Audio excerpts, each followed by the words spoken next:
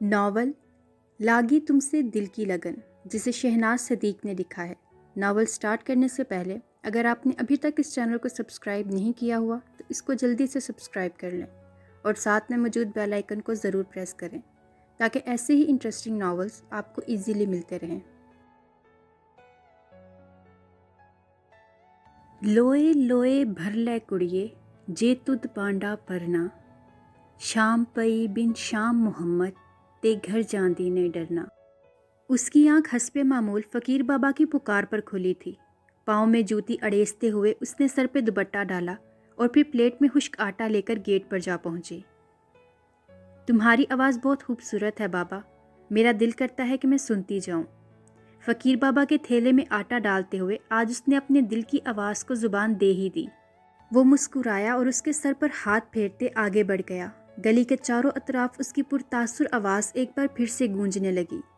مالی دا کم پانی دینا، بھر بھر مشکاں پاوے، مالک دا کم پھل پھول لونا، لاوے یا نہ لاوے۔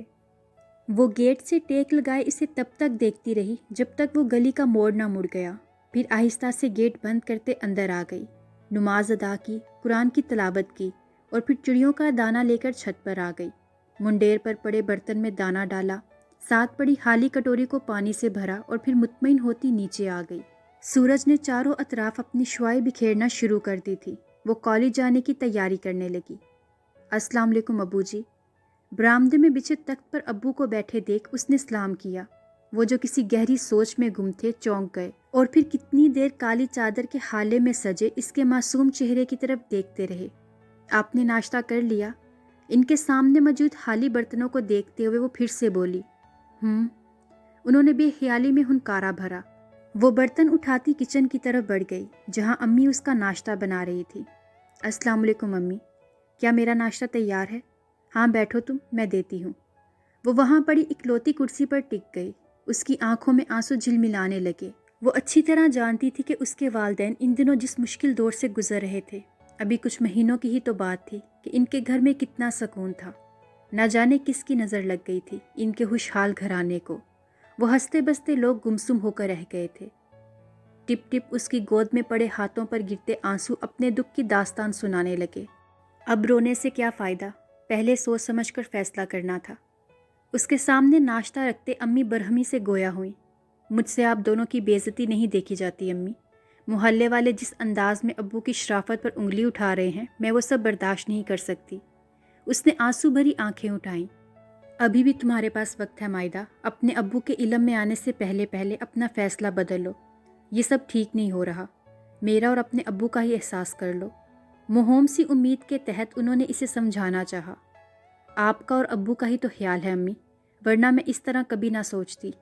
اس کے حلق میں نمکین گولا سا پھنس گیا۔ بہت مشکل سے میں یہ فیصلہ کر پائی ہوں۔ میں نے حالات سے سمجھوتا کر لیا ہے۔ آپ بھی اس فیصلے کو دل سے نہ سہی مگر حالات کی مجبوری سمجھ کر قبول کر لیجئے۔ آپ دونوں کے سوا میرا کوئی نہیں اور آپ دونوں کے لیے میں اپنی جان تک دے سکتی ہوں، یہ تو کچھ بھی نہیں۔ اس نے ان کے دونوں ہاتھ تھام لیے۔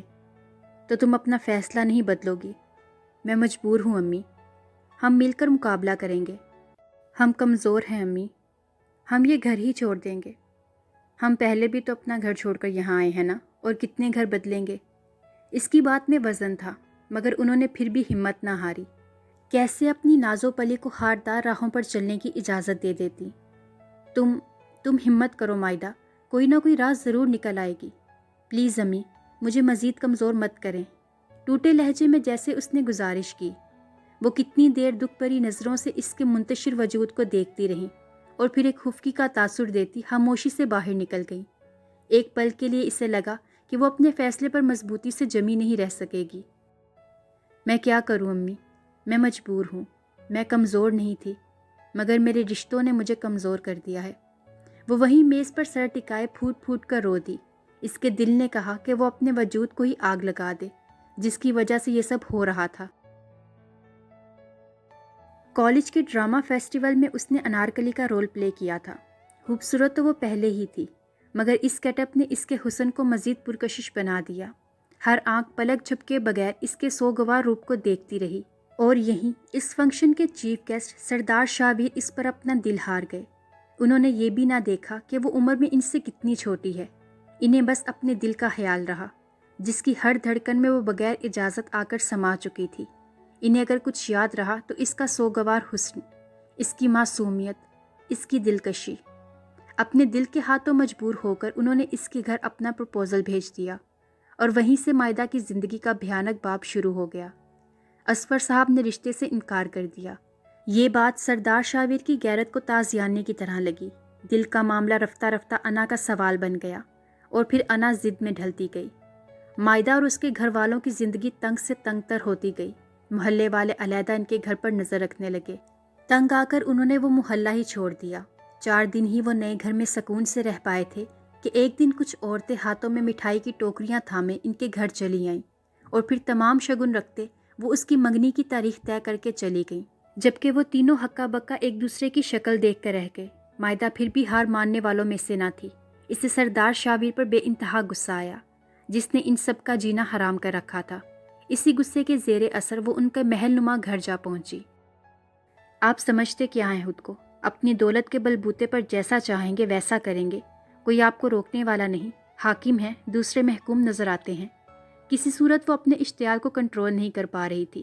اس نے یہ بھی نہ دیکھا کہ وہ اپنے دوستوں کے ساتھ محو گفتگو ہیں۔ انہوں نے حیرت سے اس چھوئی موئی سی لڑکی کو دیکھا جو اس وقت شعلہ جوالا بنی کھڑی تھی۔ پھر انہوں نے ہاتھ کے اشارے سے سب کو باہر جانے کو کہا۔ وہ سب ایک ایک کر کے خاموشی سے باہر نکل گئے۔ مجھ سے آج تک اس لب و لہجے میں کسی نے بات نہیں کی۔ یہ لہجہ میں نے آج تک نہیں سنا، مگر اب… وہ رکے، پھر بولے، خیر چھوڑو، تم پہلی بار اپنے گھر آئی ہو، اس لیے تمہاری پہلی اور آخری غلطی سمجھ کر میں درگزر کرتا ہوں۔ وہ اس کے روبرو آ کھڑے ہوئے۔ وہ ان کے اونچے لمبے قد کو غصے سے گھورنے لگی۔ بے شک ان کی شخصیت ایسی ضرور تھی کہ مقابل کو لمحوں میں اپنا اسیر کر لے، مگر اس وقت اس کے سامنے مائدہ تھی، جسے کچھ ہی دنوں میں ان سے شدید نفرت ہو چکی تھی۔ میرا گھر، وہ استہزیہ ہنسی، مر بھی گئی نا تو اس گھر میں نہیں آؤں گی۔ وہ باور کروانا نہ بھولی، لیکن اس وقت تو اسی گھر میں کھڑی ہو۔ وہ دلچسپی سے بولے، ہاں کھڑی ہوں، مگر آخری بار اپنے دل سے خوش فہمی بلکہ غلط فہمی نکال دے کہ آپ مجھے اس گھر میں لانے میں کبھی کامیاب ہوں گے۔ وہ اس کی آنکھوں میں آنکھیں ڈال کر مضبوطی سے بولی۔ وہ ہنسے، جیسے کسی بچے کی بچکانہ بات پر مسکرایا جاتا ہے۔ بڑی زج کرنے والی مسکراہٹ تھی۔ وہ اپنی جگہ پہلو بدل کر رہ گئی۔ وہ اس کے نزدیک آ کر اس کے چہرے پر جھولتی لٹ کو دیکھ کر بولے، ویسے تم میں کوئی بات تو ضرور ہے۔ ایسے ہی تو سردار شاویر اپنا دل نہیں ہار گیا۔ سردار شاویر کی بیوی کو اسی طرح نہ ڈر ہونا چاہیے۔ وہ بوکھلاتے ہوئے 2 قدم پیچھے سرکی۔ اسے ان سے اس قدر بے باکی کی توقع نہیں تھی۔ کیا ہوا؟ وہ ہنسے، ابھی تو بڑی اکڑ رہی تھی، اب کیا ہوا؟ اس کے دلکش گھبرائے ہوئے سراپے کو نظروں کے حصار میں لیتے وہ اسے چھیڑنے لگے تو وہ اپنے اندر ابلتے اشتعال کو بمشکل کنٹرول کرنے لگی۔ آپ اپنی حد میں رہیں۔ سیاہ آنکھوں سے پھوٹتی روشنی اسے کچھ غلط ہونے کا الارم دینے لگی۔ ابھی تم نے میری حد دیکھی ہی کہاں ہے؟ انہوں نے اسے کندھوں سے تھام کر اپنے بے انتہا قریب کر لیا، اتنا قریب کہ ان کی گرم سانسوں کی تپش اس کا چہرہ جھلسانے لگی۔ پل میں اس کے چہرے کا رنگ اڑا تھا۔ اتنی دیدہ دلیری وہ اندر تک کانپ کر رہ گئی۔ ان کی گرفت سے نکلنے کے لیے اس نے بھرپور زور لگایا، مگر پھر ناکام ہوتے ہانپنے لگی۔ چھوڑے مجھے، وہ دبے دبے لہجے میں چیخی تو سردار شاویر جو بہت دلچسپی سے اس کی قوت آزمائی دیکھ رہے تھے، دلکشی سے مسکرا دیے۔ کیوں؟ کیا ہوا؟ بس اتنا ہی دم ہے؟ انہوں نے چوٹ کی۔ ویسے تو مجھے عورتوں کا رونا بہت برا لگتا ہے، مگر تمہاری آنکھوں میں آنسو بھی جچتے ہیں۔ وہ جذبوں سے بوجھل آواز میں بولے۔ عجیب پاگل شخص تھا وہ۔ اس نے ایک ناگوار سی نظر ان کے تیکھے نقوش سے سجے چہرے پر ڈالی، اور یہی وہ لمحہ تھا جب سردار شاویر کی گرفت کمزور پڑی۔ مائدہ نے فاصلہ پیدا کرنے میں لمحہ لگایا تھا۔ تمہاری آنکھوں میں ہر تاثر برداشت کر سکتا ہوں، مگر بیزاری اور ناگواری کا نہیں۔ اور جب جب آپ مجھے اپنے پاس پائیں گے یہی تاثر ابھرے گا۔ ابھی بھی وقت ہے، سنبھل جائیں۔ میرے پاس آپ کے لیے صرف اور صرف نفرت ہی ہے، بہت پچھتائیں گے۔ ایک موہوم سی امید کے تحت اس نے انہیں اپنے رد عمل سے آگاہ کرنا چاہا، مگر وہ ہنسے اور پھر ہنستے ہی گئے۔ کب کسی نے انہیں پہلے کبھی اتنا خوش دیکھا ہوگا؟ تم ان فکروں میں مت پڑو، پہلے ہی دھیان پان سی ہو، کھایا پیا کرو اور موجیں کیا کرو۔ اپنی ہر فکر سردار شاویر کو سونپ دو۔ ان کے طرز تحاتب پر اس کی کنپٹیاں سلگنے لگیں، ضبط و برداشت کی تنابیں ٹوٹتی ہوئی محسوس ہوئیں۔ وہ اس وقت کو کوس کر رہ گئی جب اس نے یہاں آنے کے بارے میں سوچا تھا۔ اس نے شدید غصے کے عالم میں ان کی ہنوز پرسکون جذبے لٹاتی آنکھوں میں دیکھا اور مزید ایک لفظ کہے بغیر پلٹ گئی۔ اس سے پہلے کہ وہ دروازہ عبور کرتی، سردار شاویر نے نرمی سے اس کی کلائی تھام دی۔ وہ کرنٹ کھا کر پلٹی۔ تم حسین و رعنا ہو، ایسا نیام موتی جو ہر کسی کو نہیں ملتا۔ تمہیں اس زمین پر سردار شاویر کے لیے اتارا گیا ہے۔ تم میری محبت ہو، اور اگر سردار شاویر اپنی محبت نہ حاصل کر سکا تو اسے جینے کا حق نہیں۔ وہ یکلخت سنجیدہ ہوئے۔ مائدہ کی ریڑھ کی ہڈی میں سنسنی سی دوڑ گئی، مگر اس کے باوجود وہ خود کو تلخ ہونے سے نہ روک سکی۔ محبت، وہ زہر ہندک انداز میں ہنسی۔ آپ جیسا انسان کیا جانے کہ محبت کیا ہوتی ہے۔ محبت میں غرور نہیں، فخر و مان ہوتا ہے۔ غرور تو اللہ کو ناپسند ہے، اور غرور کا سر ہمیشہ نیچا ہی ہوا ہے۔ دو ٹوک انداز میں کہتے ہوئے اس نے ان کی کمزور پڑتی گرفت سے ایک جھٹکے سے اپنی کلائی چھڑوائی اور دروازہ عبور کر گئی، جبکہ وہ پیچھے کڑے کتنی ہی دیر اپنا غصہ ضبط کرتے رہے اور پھر گرجدار آواز میں بولے، خادم حسین، نذیر، ہاشم۔ جی سائیں۔ تینوں تیزی سے اندر داخل ہوئے، سر ہم کیے کھڑے ہو گئے۔ ابھی مائدہ بی بی باہر گئی ہیں، انہیں باحفاظت احترام سے گھر ڈراپ کر کے آؤ۔ بہتر سائیں۔ تینوں پھرتی سے باہر کی طرف لپکے۔ شاویر کے بندے ہر وقت ان کے گھر کے ارد گرد منڈلانے لگے۔ محلے میں طرح طرح کی چامنگوئیاں ہونے لگی، اس پر نظر رکھی جانے لگی۔ وہ زچ ہونے لگتی، جھنجھلانے لگتی۔ اس کے والدین تو اپنے گھر کے باہر اتنے ہٹے کٹے بندوں کو دیکھ کر اچھے ہاتھ سے خوف زدہ ہو گئے۔ ایک بار پھر سے اس کے ماں باپ کی شرافت پر انگلی اٹھنے لگی۔ وہ یہ سب دیکھ کر ہونٹ کے گھونٹ پی کر رہ گئی۔ اسے کچھ سمجھ میں نہیں آ رہا تھا کہ آخر وہ کرے تو کیا کرے۔ اپنے ماں باپ کی عزت کی خاطر اپنے دل پر جبر کرتے آخر وہ ایک فیصلے پر جا پہنچی۔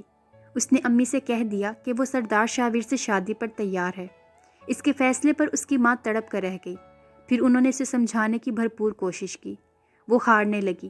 اس کے اندر عجیب سی توڑ پھوڑ ہونے لگی۔ کبھی سوچتی جھک جائے، کبھی سوچتی ڈٹ جائے۔ دل و دماغ میں عجیب سی جنگ چھڑنے لگتی۔ امی سے تو اس نے کہہ دیا تھا، مگر اپنے دل کا کیا کرتی جو کسی صورت مان نہیں رہا تھا۔ وہ بھی گیٹ سے باہر نکلی ہی تھی کہ خادم حسین مؤدب انداز میں سر جھکاتے گویا ہوا، چھوٹی بی بی، آپ کو جہاں بھی جانا ہے میں چھوڑ دیتا ہوں۔ واٹ؟ یہ کیا بکواس ہے؟ بوتل کے جن کی طرح اسے سامنے پا کر پہلے تو وہ اچھلی، پھر ناگواری سے بولی، دماغ تو درست ہے تمہارا؟ چھوٹی بی بی، سردار سائیں کا حکم ہے کہ آپ کو تنہا کہیں نہ جانے دیا جائے۔ آپ سردار سائیں کی عزت ہیں۔ گھر میں 4 گاڑیاں ہونے کے باوجود آپ رکشوں یا ویگنوں کے دھکے کھائیں، یہ سردار سائیں کو پسند نہیں۔ یہ سب سن کر تو اس کا دماغ بھگ سے اڑ گیا۔ کتنی دیر تو وہ کچھ بول ہی نہ سکی۔ آپ کی بہت مہربانی، آپ گاڑی میں بیٹھ جائیے، آپ کو جہاں جانا ہے ہم چھوڑ دیتے ہیں۔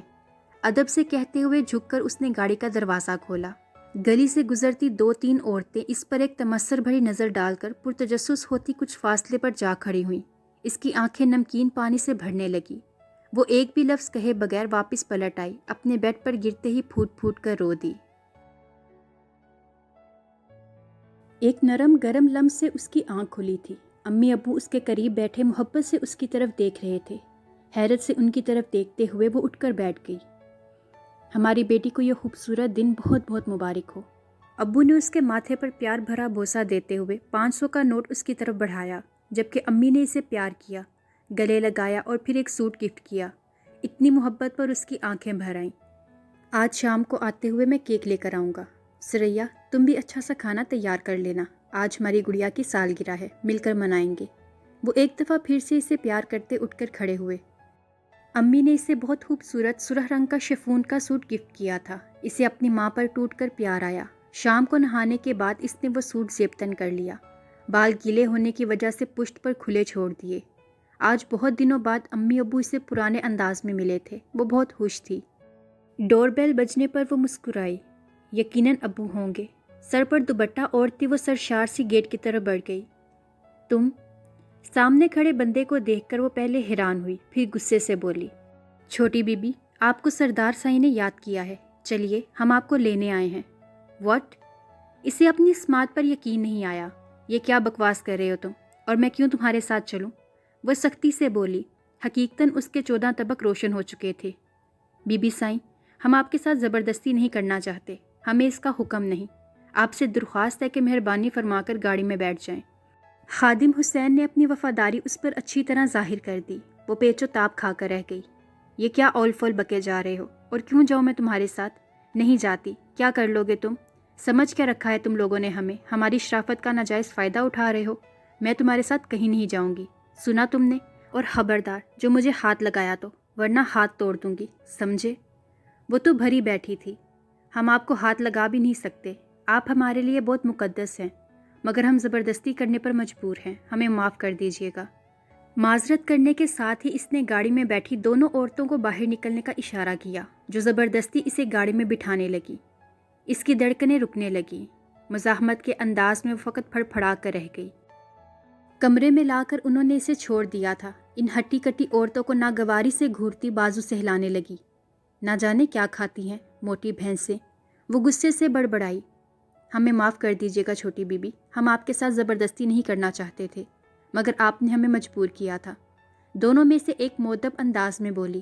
اس کا دل چاہا اس کا چہرہ تھپڑوں سے سرخ کر دے۔ ابھی تک دونوں کی سخت انگلیاں اسے اپنے بازوں میں دھنسی ہوئی محسوس ہو رہی تھیں۔ دونوں خاموشی سے اسے کمرے میں چھوڑ کر چلی گئیں۔ وہ بھی ان کے پیچھے ہی لپکی تھی کہ اندر داخل ہوتے سردار شاویر سے بری طرح ٹکرائی۔ صحیح معنوں میں اسے دن میں تارے نظر آنے لگے۔ ارے دیکھ کر بھائی، وہ اسے اگر بروقت نہ تھام لیتے تو یقیناً وہ زمین بوس ہو چکی ہوتی۔ مجھے اگر پتا ہوتا کہ اتنے شاندار انداز میں میرا استقبال ہوگا تو میں بہت پہلے ہی کمرے میں آ جاتا۔ سردار شاویر کی سیاہ آنکھیں جیسے اس کے نازک سراپے پر جم سی گئیں۔ کتنے ہی لمحے بیت گئے۔ وہ مبہوت سے یکٹک اس کے گلابی چہرے کو دیکھتے رہے۔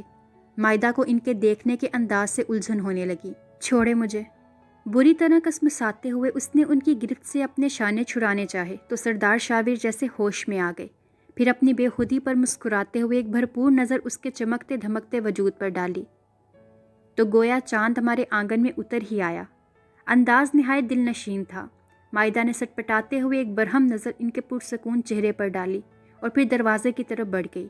سردار شاویر سکون سے جا کر بیڈ پر بیٹھ گئے۔ کافی زور لگانے کے بعد بھی جب اس سے لاک نہ کھلا تو وہ غصے سے پلٹی۔ مجھے یہاں کیوں لایا گیا ہے؟ دیکھنے کے لیے، اسی سکون سے جواب آیا۔ واٹ؟ آپ پاگل تو نہیں ہو گئے؟ وہ تیش سے پھنکاری۔ اسے ان کی دماغی حالت پر شبہ ہوا۔ ہاں ہو گیا ہوں، مگر تمہارے عشق میں۔ وہ اس کے روبرو آ کھڑے ہوئے۔ ان کے کلون کی مدھم مہک اس کے نتنوں سے ٹکرانے لگی۔ اسی وقت ایک عورت دوبارہ کمرے میں داخل ہوئی اور میز پر کیک سجا کر پلٹ گئی۔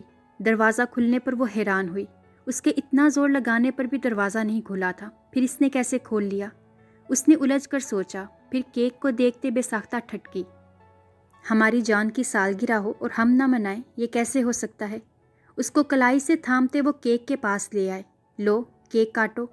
وہ اس کی طرف چھری بڑھاتے ہوئے بولے۔ اسے یاد آیا ابو اس کے لیے کیک لے آئے ہوں گے اور اب اسے نہ پا کر کافی پریشان ہو رہے ہوں گے۔ اس کی آنکھیں بھر آنے لگی۔ کیک کاٹو مائدہ، وہ پھر بولے۔ اس نے نفرت سے ان کی طرف دیکھا۔ نہیں کاٹوں گی۔ وہ بولی نہیں پھنکاری تھی۔ وہ ہنسے۔ بہت ضدی ہو، مگر تم پر ضد بھی جچتی ہے۔ لو شاباش، کیک کاٹو۔ بچوں کی طرح پچکارتے وہ تیزی سے اس کے ہاتھ میں چھری پکڑانے لگے۔ وہ تل ملا اٹھی۔ ایک دفعہ کہہ دیا نا کہ نہیں کاٹوں گی تو پھر نہیں کاٹوں گی۔ اس نے ان کے ہاتھ کو زور سے جھٹکا۔ چھری دور جا گری۔ سردار شاویر کے چہرے نے لمحوں میں رنگ بدلا تھا۔ ماتھے پر لکیریں ابھرنے لگی۔ ایک دفعہ کا کہا تمہاری سمجھ میں نہیں آتا، کیوں مجھے غصہ دلانے کی کوشش کر رہی ہو؟ میں تم پر سختی نہیں کرنا چاہتا، مگر تم مجھے مجبور کر رہی ہو۔ یک لخت وہ سنجیدہ ہوئے۔ نہیں کاٹوں گی میں کیک، سمجھے آپ؟ وہ ہٹ دھرمی سے بولی۔ کیوں میں آپ کے لیے کیک کاٹوں؟ کیا لگتے ہیں آپ میرے؟ کس ناطے سے مجھ پر اتنا حق جماتے ہیں؟ اور میں کیوں آپ کے روب میں آؤں؟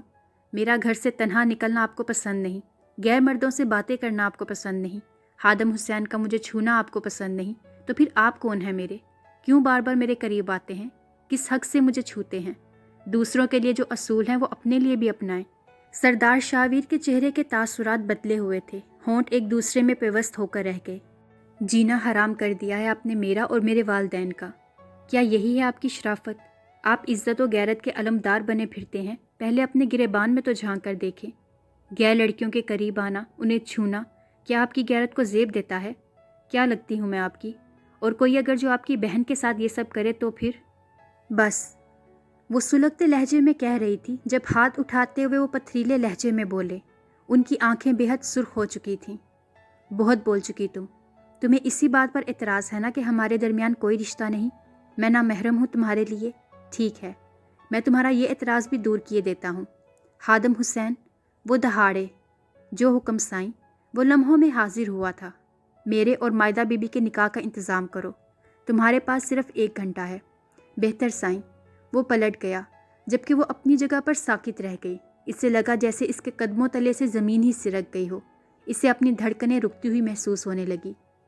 یہ کیا ہے؟ وہ ہکلا کر رہ گئی۔ سارا تنتنا جھاگ کی طرح بیٹھ گیا۔ کیوں؟ تمہاری خواہش پر ہی تو سب ہو رہا ہے، ورنہ میں تو تمہارے ایف اے کرنے کے بعد یہ قدم اٹھانے والا تھا۔ تمہیں ہی جلدی تھی۔ وہ سکون سے بولے۔ نہیں، اسے لگا پوری چھت اس پر آ گری ہو۔ کیا نہیں؟ میں یہ نہیں ہونے دوں گی، سمجھے آپ؟ وہ زور سے چلائی۔ یہ تو ہونا ہی تھا، آج نہیں تو کل، پر خود کو ذہنی طور پر تیار کر لو، 1 گھنٹے میں تمہارا نکاح ہونے والا ہے۔ آرام سے کہتے ہوئے وہ باہر کی طرف بڑھ گئے، جبکہ وہ لپکتے ہوئے ان کے قریب آئی۔ پلیز شاویر، یہ آپ کیا کر رہے ہیں؟ میں مر جاؤں گی مگر آپ سے نکاح نہیں کروں گی۔ پلیز دیکھیے، آپ ایسا کچھ مت کیجیے۔ میں جانتا ہوں پہلی بار کوئی بھی بات تمہاری سمجھ میں نہیں آتی۔ ابھی 1 گھنٹہ ہے جو تمہارے مائنڈ کو پریپیئر کرنے کے لیے کافی ہے۔ آج پہلی بار تم نے میرا نام لیا ہے اور تم سوچ بھی نہیں سکتی کہ میں کتنا خوش ہوں۔ وہ اس کے سسکتے وجود کو ورفتگی سے تکتے ہوئے گویا ہوئے۔ وہ انہیں یک ٹک دیکھ کر رہ گئی۔ دائیں آنکھ کا آنسو آنکھ کے کنارے پر ہی لڑکھڑا کر رہ گیا۔ سردار شاویر نے گہری نظر اس کے گلابی آدھ کھلے ہونٹوں پر ڈالی۔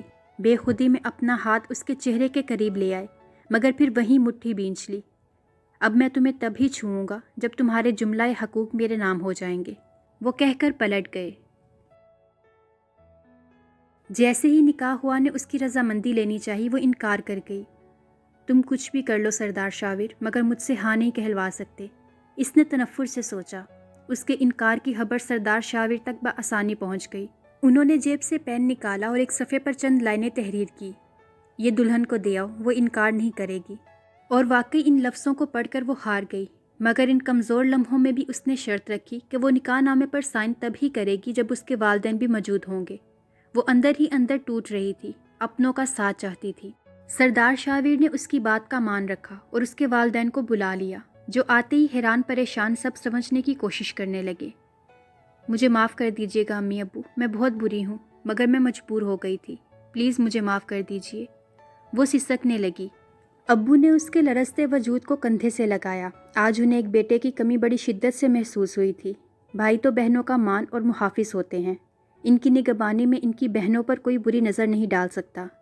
بے اختیار ان کی آنکھوں سے 2 موتی ٹوٹ کر اس کے آنچل میں جذب ہو گئے۔ امی اپنی نازو پلی کو برستی آنکھوں سے دیکھ رہی تھی۔ پلیز مجھے یہاں چھوڑ کر مت جائیے گا ابو۔ وہ سراسیما سی گویا ہوئی تو انہوں نے سردار شاویر سے بات کرنے کے بارے میں سوچا۔ اسی وقت سردار شاویر تفاخر سے گردن اٹھائے اندر داخل ہوئے۔